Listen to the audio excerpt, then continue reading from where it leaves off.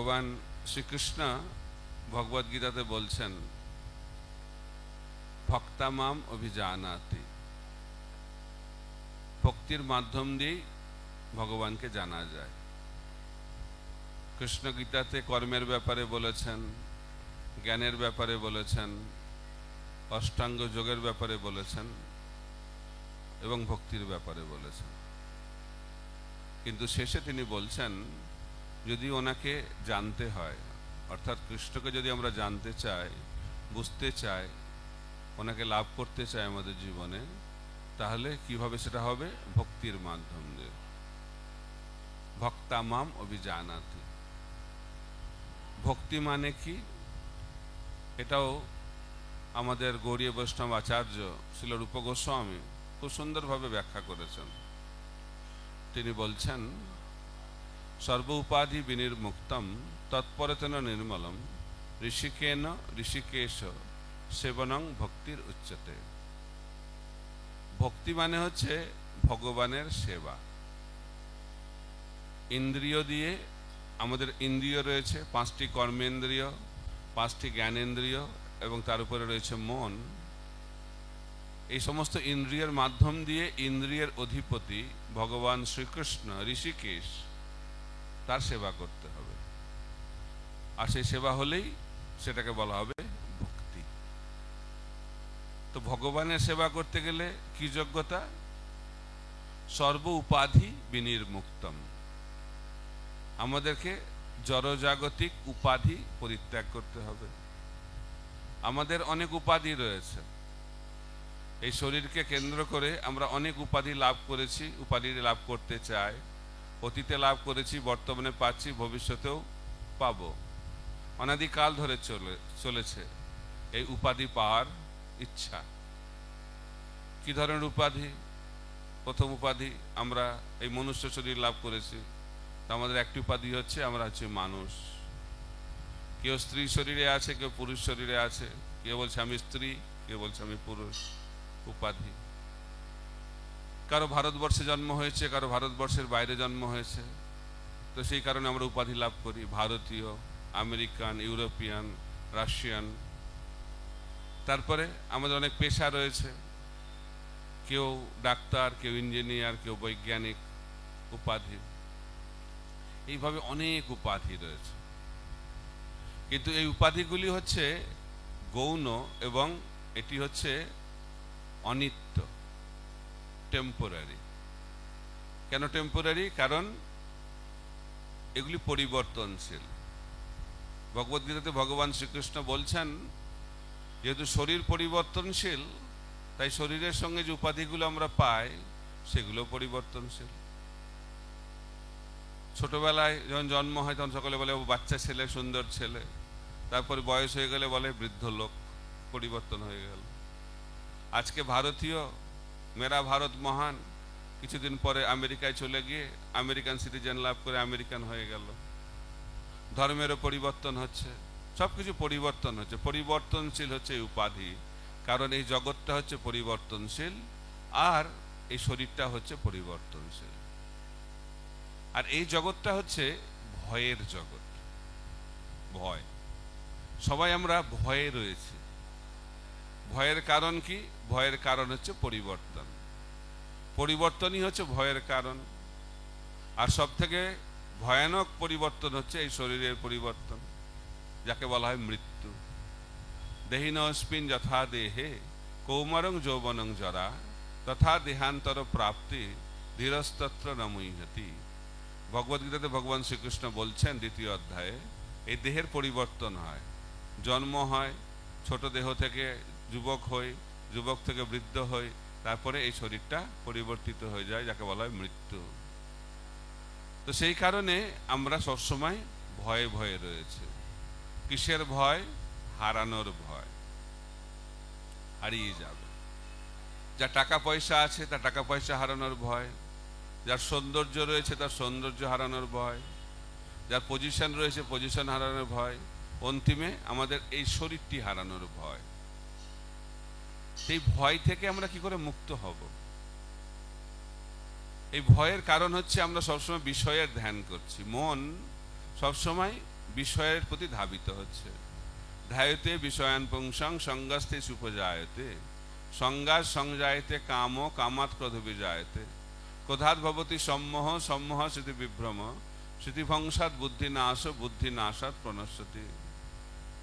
বিষয়ের ধ্যান করলে আমরা কি লাভ হবে? আমাদের প্রণশ্যতি, অর্থাৎ আমরা নিম্নমুখী হব, নিম্ন শরীর লাভ করব, নিম্ন লোকে চলে যাব। আর ভগবানের ধ্যান করলে কি হবে? অন্তকালে চ মামেব স্মরণ মুক্তা কলে বরম য প্রয়াতি সমদ্ভাবম জাতি নস্তত্র অসংশয়। আর যারা কৃষ্ণ চিন্তা করতে করতে দেহত্যাগ করেন, ভগবান শ্রীকৃষ্ণ তিনি বলছেন এই দেহত্যাগ করার পরে তাকে আর পুনর্জন্ম গ্রহণ করতে হবে না। সে ব্যক্তি কোথায় চলে যাবে? ভগবানের কাছে, ভগবত ধামে পৌঁছে যাবে। অর্থাৎ ভগবানের চিন্তা করলে ঊর্ধ্বগতি, আর বিষয়ের চিন্তা করলে নিম্নগতি। আমরা সকলেই ঊর্ধ্বগতি পেতে চাই। ঊর্ধ্বগতি পেতে গেলে মনটাকে কৃষ্ণ ভাবনাময় করতে হবে। আর মনটা যখন কৃষ্ণ ভাবনাময় হবে তখন এই জগতের সমস্ত দুশ্চিন্তা চলে যাবে। আমাদের মন এখন দুশ্চিন্তাগ্রস্ত। কি হবে, কি হবে, সবাই চিন্তায় রয়েছে। কি হবে? গীতাতে ভগবান শ্রীকৃষ্ণ বলছেন জাতস্য হি ধ্রুব মৃত্যুর ধ্রুবং জন্ম মৃতস্য চ। যার জন্ম হয়েছে তার কি হবে? মৃত্যু হবে। আর যার মৃত্যু হয়েছে তার কি হবে? আবার জন্ম হবে। এটাই হবে, কিন্তু এটা আমরা মেনে নিতে পারি না। সেই কারণে কি লাভ হয় আমাদের? চিন্তা। কি হবে, কি হবে? চিন্তা। চিন্তা আর তারপরে হচ্ছে চিতা। এই দুটো হচ্ছে এই জগতের বিনামূল্যে আমরা উপহার পেয়ে থাকি। চাইলেও পাবেন, না চাইলেও পাবেন। কি দুটি উপহার? চিন্তা আর চিতা। চিন্তার কি কাজ আর চিতার কি কাজ? দুজনেরই একই কাজ। এই দুজন আমাদেরকে জ্বালায়। এই জগতের মানুষ সবাই অন্যকে জ্বালায়, কিন্তু এই দুজন একটু বিশেষভাবে জ্বালায়। তো চিতা কাকে জ্বালায়? মৃত শরীরকে জ্বালায়। আর চিন্তা কাকে জ্বালায়? জীবন্ত শরীরকে জ্বালায়। চিতা মৃত শরীরকে কতবার জ্বালায়? একবার জ্বালায়। আর চিন্তা জীবন্ত শরীরকে কতবার জ্বালায়? নিরন্তর জ্বালায়। সেটা আমরা বুঝতে পারছি এখন। মৃত্যুটা তো ভুলে গেছি, অনেকবার হয়েছে মৃত্যু, কিন্তু আমরা ভুলে যাই। কারণ ভগবান জানেন আমরা ভুলে না গেলে তো আবার শুরু করতে পারবো না। এত যে জন্ম মৃত্যু জরাব্যাধির চক্র আমরা অতিক্রম করে এসেছি, কিন্তু আমরা সব ভুলে গেছি। পূর্বজন্মের কথা তো থাক, এই জন্মেই ভুলে যাচ্ছি। এই জন্মে যখন আমরা জন্মগ্রহণ করেছিলাম মাতৃগর্ভ থেকে, কত কষ্ট, কিন্তু আমরা ভুলে যাই। এই চিন্তা এবং চিতার মাধ্যম দিয়ে আমাদের জীবন চলতে থাকে। আর এই অবস্থা থেকে কিভাবে আমরা মুক্ত হব? কৃষ্ণ বলছেন মনমনা ভব, আমার কথা চিন্তা কর। তা কে ভগবানের চিন্তা করতে পারবে? তারাই ভগবানের চিন্তা করতে পারবে যারা ভগবানের সেবায় যুক্ত রয়েছে। ভগবানের সেবাই হচ্ছে কৃষ্ণ ভাবনামৃতের ভিত্তি।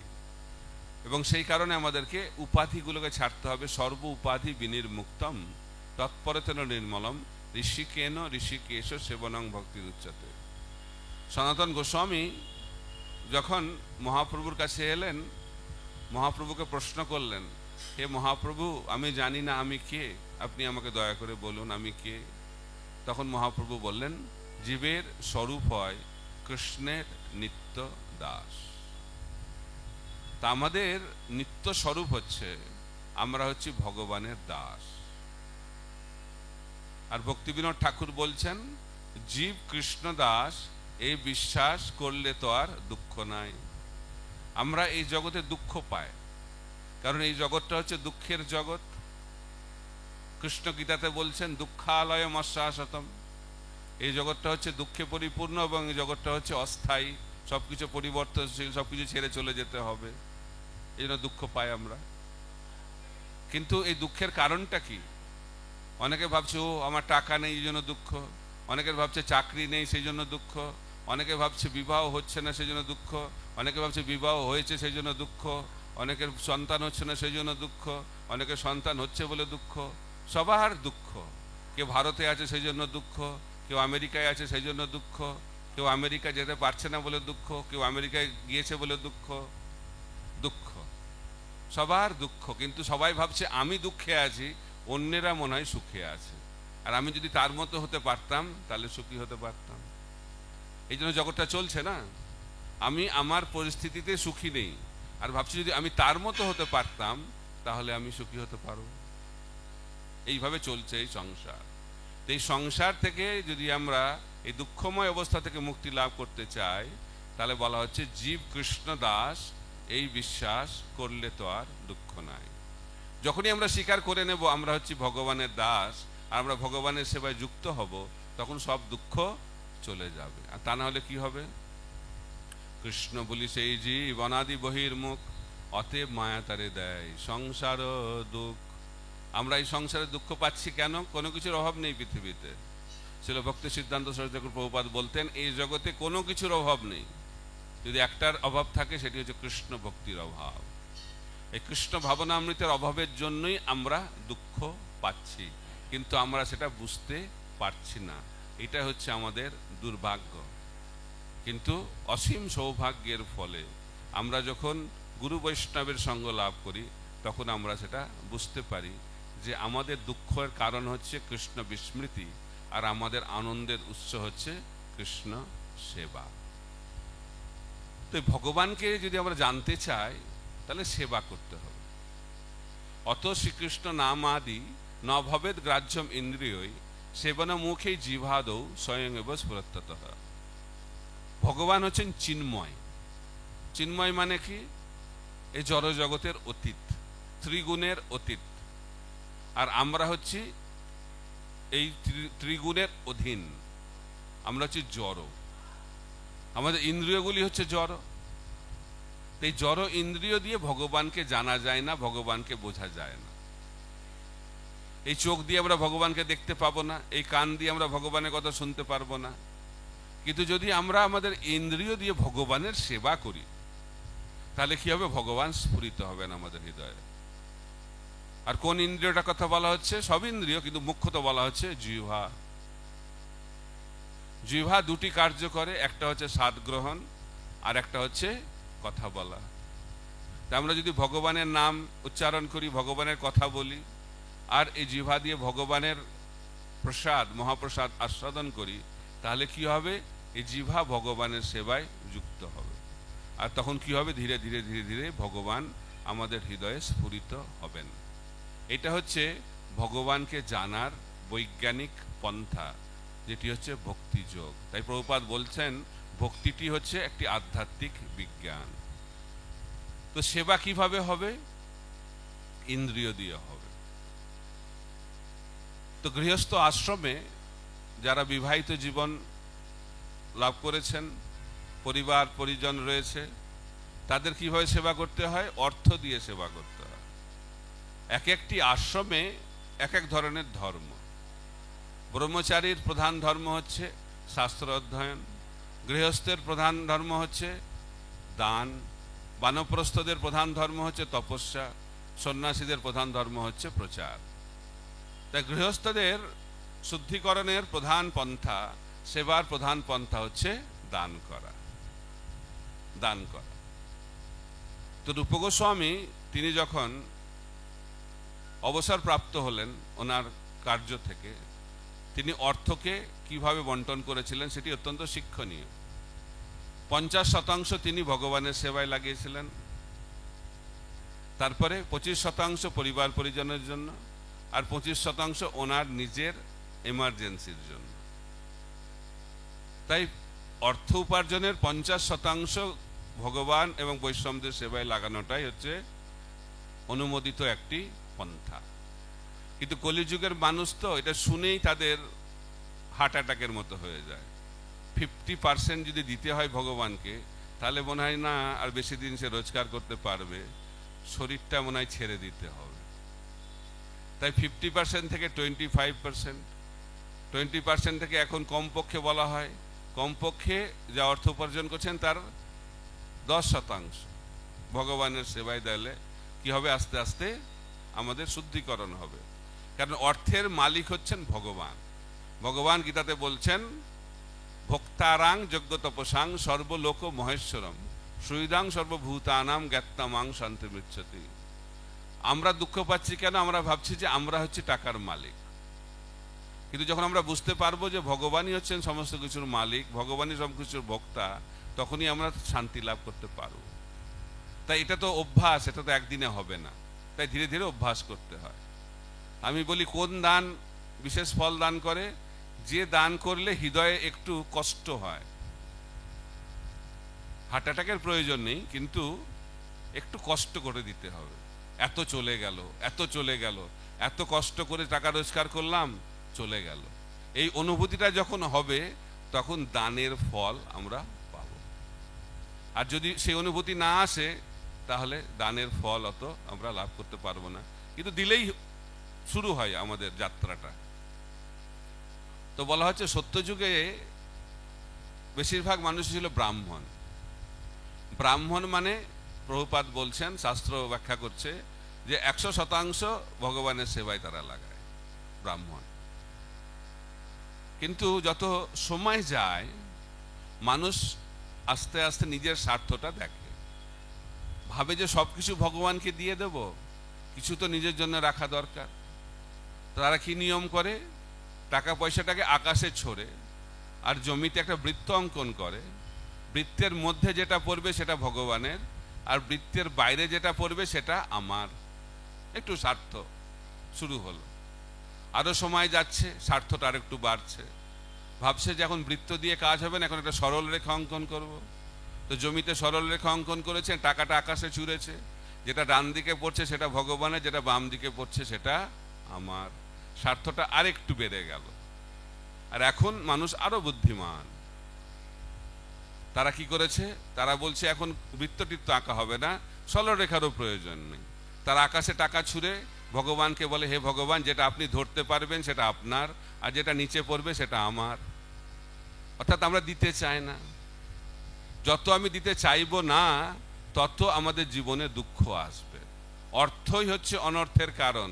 আসক্তি হচ্ছে কষ্ট প্রদান করে। বলা হচ্ছে মৃত্যুর সময় খুব কষ্ট হয়। শাস্ত্রে বলা হচ্ছে 10,000 কাঁকড়া বিছে কামড়ালে একসঙ্গে যে যন্ত্রণা হয়, মৃত্যুর সময় সেই যন্ত্রণা হবে। আর কোন শাস্ত্রে বলে যে 40,000 50,000 কাঁকড়া বিছে কামড়ালে যত কষ্ট হয় সেরকম কষ্ট হবে। কেন? এই কষ্টের কারণ হচ্ছে আসক্তি, শরীরের প্রতি আসক্তি। যদি আমরা কোনো নতুন গাড়ি কিনে থাকি, একদম লেটেস্ট মডেল, একদম সব থেকে ভালো ব্র্যান্ড গাড়ি কিনেছে কেউ, প্রথমবার চড়ছে গাড়িতে, আর প্রথমবার চড়ছে আর গাড়িটা অ্যাক্সিডেন্ট হয়ে গেছে, গাড়িটা একদম নষ্ট হয়ে গেছে, ভেঙে চুরে গেছে, কিন্তু গাড়ির মালিকের কিছু হয়নি। কষ্ট কে পাবে? গাড়ি পাবে না গাড়ির মালিক পাবে? গাড়ির মালিকের তো কিছু হয়নি, হয়েছে কার? গাড়ির। তো কষ্টটা কেন হচ্ছে? আমার গাড়ি, এই জন্য কষ্ট হচ্ছে। গাড়িটা দুঃখের কারণ নয়। কোনটা দুঃখের কারণ? আমার গাড়ি, এটা হচ্ছে দুঃখের কারণ। কিন্তু কেউ ওলা উবেরে করে যাচ্ছে, অ্যাক্সিডেন্ট হলো, দুঃখ হবে? আরেকটা গাড়ি করে চলে যাবে, কেন দুঃখ হচ্ছে না? ওটা আমার গাড়ি নয়। তো এটা আমাদেরকে বুঝতে হবে যে গাড়ি বা এই জগতের ঐশ্বর্য দুঃখের কারণ নয়, এই ঐশ্বর্যটার প্রতি যে আসক্তি সেটি হচ্ছে দুঃখের কারণ। অর্থ দুঃখের কারণ নয়। অর্থটা যখন আমি ভগবানের সেবায় লাগাবো না, অর্থের প্রতি আসক্তিটাই হচ্ছে দুঃখের কারণ। আর আরেকটি দুঃখের কারণ কি? পরিবার পরিজন, আত্মীয় স্বজনের প্রতি আমরা আসক্ত হই, স্বামী স্ত্রীর প্রতি আসক্তি। এগুলো যত বেশি আসক্তি আমাদের থাকবে তত আমরা দুঃখ পাব। তো এই আসক্তি থেকে আমরা কি করে মুক্ত হব? যখন আমরা কৃষ্ণের প্রতি আসক্ত হব, কৃষ্ণের প্রতি আসক্তি। তাই সেবা যখন আমরা করব তখন আস্তে আস্তে ভগবানের প্রতি আমাদের আসক্তি জন্মাবে। সেবা, ভালোবাসা। এই জগতে মানুষ বলে না, আই লাভ ইউ, আমি তোমাকে ভালোবাসি। তার মানে কি? এখন এটা তো অনেক সস্তা হয়ে গেছে। তা আমি যদি ভগবানকে বলি, ভগবান আমি তোমাকে ভালোবাসি, মানেটা কি? আমি ভগবানকে ভালোবাসি মানে ভগবান যেটা বলে আমি সেটা করি। সেটা হচ্ছে ভালোবাসার লক্ষণ। আমি বাবাকে খুব ভালোবাসি, কিন্তু বাবা যেটা বলে তার উল্টোটা করি, এটা ভালোবাসা হলো? এটা ভালোবাসা হলো না, এটা ভাব প্রবণতা হলো। তাই আমরা যদি ভগবানকে ভালোবাসি, তাহলে ভগবানের কথা শুনতে হবে। তো ভগবান কি বলছেন ভগবদ্গীতাতে, কি করতে হবে? মনমনা ভব ভক্ত মজ্জাজীবাং নমস্কুরু, এই 4টে জিনিস করতে বলছে আমাদেরকে। বলছেন মনমনা ভব, আমার কথা চিন্তা করো, আমার ভক্ত হও, আমাকে সেবা, মনমনা ভব মদভক্ত মজ্জাজি, আমার পুজো করো, আমাকে নমস্কার করো। তো এইভাবে ভগবান বলছেন যে কি করতে হবে আমাদেরকে, আর সেটা যদি আমরা করি তাহলে আমরা কি লাভ করব? সুখ, শান্তি এবং আনন্দ লাভ করব। কারণ ভগবান হচ্ছেন আনন্দের উৎস, ভগবান হচ্ছেন সচ্চিদানন্দময়, ভগবান সৎ, চিৎ এবং আনন্দ তার উৎস। সৎ মানে হচ্ছে নিত্য, চিৎ মানে হচ্ছে জ্ঞানময়, আর আনন্দ মানে আনন্দ। আর এই জগৎটা কি? অসৎ, অচিৎ, নিরানন্দ। এই জগতে সবকিছু হচ্ছে অনিত্য, এই জগতে সমস্ত কিছু হচ্ছে অজ্ঞানময়, আর এই জগতে সমস্ত কিছু হচ্ছে দুঃখময় বা নিরানন্দময়। তাই এই নিরানন্দময় জগতে যদি আমরা আনন্দ পেতে চাই, তাহলে আনন্দের উৎস ভগবানের সঙ্গে যুক্ত হতে হবে। আর ভগবানের সঙ্গে আমরা কিভাবে যুক্ত হব? ভগবানকে সেবা করার মাধ্যমে। তো ভগবানের সেবা অর্থ দিয়ে হয়, ভগবানের সেবা ভগবানের নাম করার মাধ্যম দিয়ে হয়। হরে কৃষ্ণ কৃষ্ণ কৃষ্ণ হরে হরে, হরে রাম রাম রাম হরে হরে। খুব সহজ পন্থা। যদি আমরা ভগবানের নাম করি তাহলে ভগবানের সঙ্গে যুক্ত হয়ে যাব, আর ভগবানের সঙ্গে যুক্ত হলে আমরা আনন্দ লাভ করতে পারবো। তাই সেবা করতে হবে। তাই ভক্তের লক্ষণ হচ্ছে ভগবানের জন্য সেবা। আর যারা যত বেশি ভক্ত, উন্নত ভক্ত, তারা ভগবানের জন্য প্রতিকূল পরিস্থিতিতেও সেবা করে থাকে। আর যারা ভগবানের ভক্ত নয়, তারা অনুকূল পরিস্থিতিতেও ভগবানের সেবা করে না। আমি দুটি কাহিনী বলবো যার মাধ্যম দিয়ে সেবার মাহাত্ম্য, যাকে আমরা ভালোবাসি তার লক্ষণ হচ্ছে তার সেবা করা। একজন ভক্তের কাহিনী বলবো আর একজন পুত্র সন্তানের কাহিনী বলবো, কিভাবে তারা তাদের ভালোবাসার প্রকাশ করছেন সেবার মাধ্যম দিয়ে। আপনারা জানেন বিভীষণ রাবণের ভাই, রাম ভক্ত। তাই ভক্ত হতে গেলে কোথায় জন্ম সেটা গুরুত্বপূর্ণ নয়। রাক্ষস কুলে জন্ম হয়েও বিভীষণ ভগবানের উন্নত ভক্ত, রামের ভক্ত। তো বিভীষণ চাইলো যে রামের সেবা করবে। কিভাবে রামের সেবা করবে? রামের নাম প্রচার করবে। কৃষ্ণ ভক্তির প্রচার হচ্ছে সর্বশ্রেষ্ঠ সেবা। আর যারা এটা করতে পারে না, অর্থ দিয়ে সেবা করতে পারে, কায় মন বাক্য যেভাবে হোক সেবা করতে হবে। তো বিভীষণ ভাবলেন আমি রামের সেবা করব, ভগবান শ্রী রামচন্দ্রের সেবা করব। কিভাবে করব? ওনার প্রচার করব। কোথায় করব? লঙ্কাতেই করব। লঙ্কা হচ্ছে রাবণের হেডকোয়ার্টার। তো রাবণের হেডকোয়ার্টারে রামের সেবা হবে। কিরম করে সেবা হবে? তিনি কি করলেন, তার বাড়িতে, বিভীষণ তার বাড়িতে রাম নাম লিখে দিলেন। সে খবর পেয়ে গেছে কে? রাবণ। অত্যন্ত ক্রোধান্বিত হয়ে গেছে, রেগে আগুন হয়ে গেছে। এত বড় সাহস আমার ভাইয়ের, আমার রাজধানীতে আমার শত্রুর নাম লিখছে তার বাড়িতে। তো সমস্ত সিকিউরিটিদেরকে নিয়ে সে পৌঁছে গেছে, অত্যন্ত ক্রোধান্বিত। তো বলছে তোমার এত সাহস যে আমার শত্রুর নাম আমার রাজধানীতে তুমি তোমার বাড়িতে লিখেছ? তো বিভীষণ অবাক হয়ে জিজ্ঞেস করছে আপনার শত্রু কার কথা বলছেন? বলছে রাম, রাম আমার শত্রু, তার নাম তুমি লিখেছো তোমার বাড়িতে, জানো এর কত শাস্তি হবে তোমার? বলছে রাম আপনার শত্রু? আমি তো জানতাম না। বলছে জানো না তুমি রাম আমার শত্রু? বলছে এই রাম তো সেই রাম নয়। বলছে সেটা আবার কি? আমি তো জানি একটাই রাম। এটা কোন রাম? বলছে এই রাম হচ্ছে অন্য রাম। রা মানে হচ্ছে রাবণ, আর ম মানে হচ্ছে মন্দোদরি। তো খুব খুশি হয়ে গেছে রাবণ। বলছে বাহ, আগে তো শুনিনি এই কথাটা, আগে বলবে তো যে রাম মানে তাই, তাহলে খালি তোমার বাড়িতে কেন লিখেছ? পুরো লঙ্কাতে রাম নাম লিখে দাও। রামচন্দ্র ভগবান কি সেবা। সেবার ইচ্ছা থাকলে যে কোনো পরিস্থিতিতে সেবা করা যায়। আর যদি সেবার ইচ্ছা না থাকে, বলবো এটা কারণ ওটা কারণ, এই জন্য সেবা করতে পারবো না। এটা গেল তো আধ্যাত্মিক রামায়ণ থেকে একটা উদাহরণ, একটা সামাজিক উদাহরণ দেব।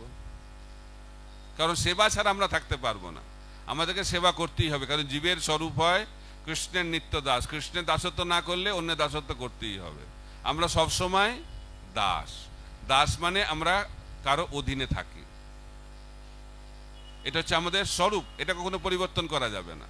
আমাদেরকে সেবা করতেই হবে, কিন্তু কার সেবা করব সেটা আমাদের সিদ্ধান্ত নিতে হবে। যেমন জন্ম হয় আমাদের কিভাবে, কারা স্বাধীনভাবে জন্মগ্রহণ করতে পারেন, কারা কারা জন্মের আগে পিতামাতা কিভাবে ঠিক করে এসেছেন, কেউ আসেন। অর্থাৎ জন্মের জন্য আমরা পিতামাতার উপর নির্ভরশীল। তারপরে আমরা যখন বড় হই পরিবারে, তখন বাবা মার উপর নির্ভরশীল হয়ে বড় হই। তারপরে স্কুল কলেজে গিয়ে শিক্ষক শিক্ষিকার দ্বারা আমরা শিক্ষা লাভ করি। তারপরে বলি না না, আমি আর পড়াশোনা করব না, কতদিন আর শিক্ষক শিক্ষিকার নিয়ন্ত্রণে থাকবো, আমি স্বাধীন হতে চাই, তো চাকরি করব। চাকরি মানে কি? কারো অধীনে থাকা, তো চাকর থেকে চাকরি। আমি স্বাধীন হতে চাই কিন্তু চাকরি করতে চাই। তো তারপরে মনে হয় না না, আর কতদিন চাকরি করব, ভালো লাগে না, স্টুডেন্ট লাইফটাই ভালো ছিল। তারপরে বলে না, আমি তাহলে একটু বিজনেস চালু করব। তো বিজনেসেও কারো না কারো অধীনে থাকতে হবে। কারো ভগবান থাকুক বা না থাকুক, ব্যবসায়ীদের ভগবান রয়েছে কে? Customer is God. যদি কাস্টমার ঠিক থাকে তাহলে ব্যবসা ঠিকভাবে চলবে। এভাবে আমরা সবসময় কারো না কারো অধীনে থাকি। সেবা আমাদেরকে করতেই হবে, কিন্তু যখন আমরা ভগবানের সেবা করব তখন আমরা আনন্দ লাভ করব।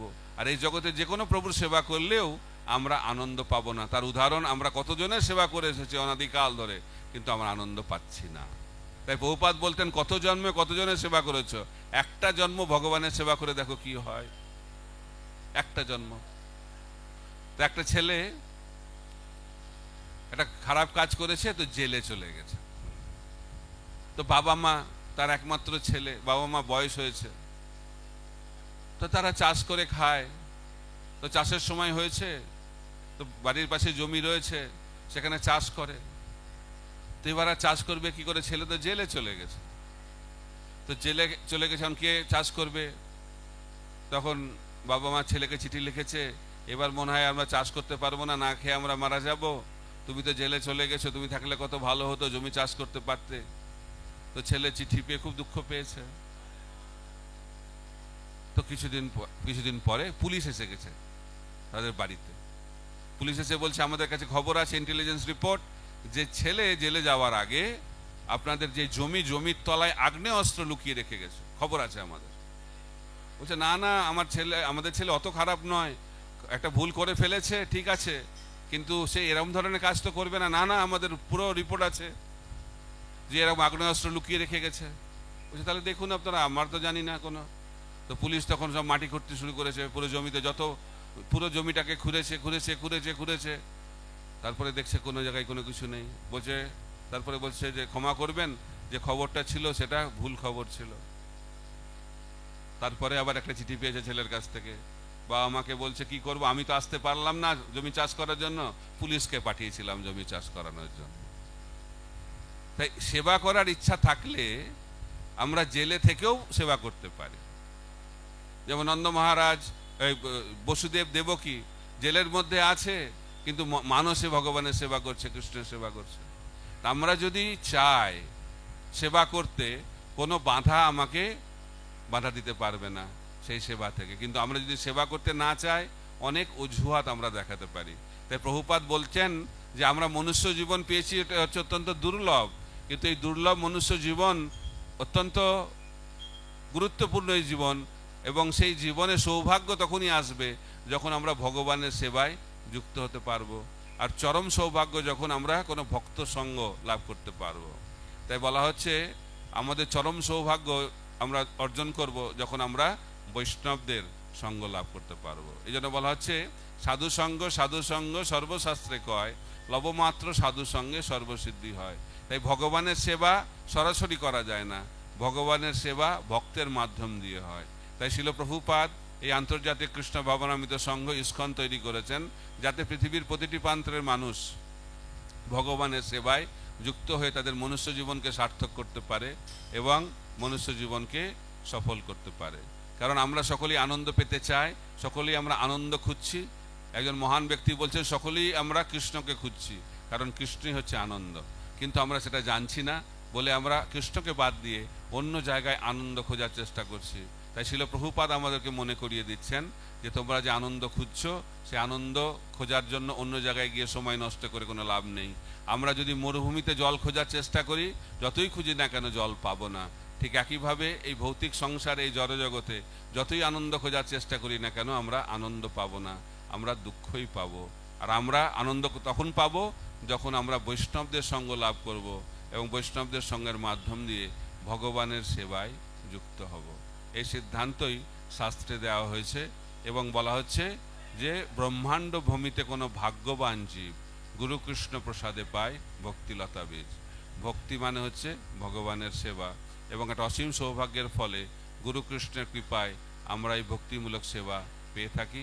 তাই আপনারা অত্যন্ত ভাগ্যবান যে ইস্কন ভক্তিবিধান আসনে শ্রী শ্রী গান্ধার বা গিরিধারীর সেবায় আপনারা যুক্ত হয়েছেন। আপনাদের মনুষ্য জীবন সার্থক। আপনারা আরও ভালো করে সেবা করুন। সেবা সবসময় বাড়াতে হয়। প্রভুপাদ বলতেন প্রতি বছর সেবা দ্বিগুণ করো। যত সেবা বাড়াবো এবং সেবার গুণগত মান এবং পরিমাণগত মান যত বাড়াবো, তত আমরা ভগবানের কাছে পৌঁছে যাব। তাই আমাদের সেবা শুরু হয়েছে, সেটা অত্যন্ত গুরুত্বপূর্ণ এবং খুব ভালো, কিন্তু সেই সেবাটাকে আরও আমাদেরকে উন্নত করতে হবে, উন্নত থেকে উন্নততর করতে হবে। আর যত বেশি উন্নততর করব তত বেশি আমরা আনন্দ পাবো এবং তত আমরা ভগবানের কৃপা লাভ করতে পারব। আপনাদেরকে অসংখ্য ধন্যবাদ। এই বলে আমি আমার বক্তব্য সমাপ্ত করছি। হরে কৃষ্ণ কৃষ্ণ কৃষ্ণ হরে হরে, হরে রাম রাম রাম হরে হরে। কৃষ্ণচন্দ্র ভগবান की जय। समवेत गौर भक्तवृंद की जय। निताय गौर प्रेमानंदे। हरि हरि बोल।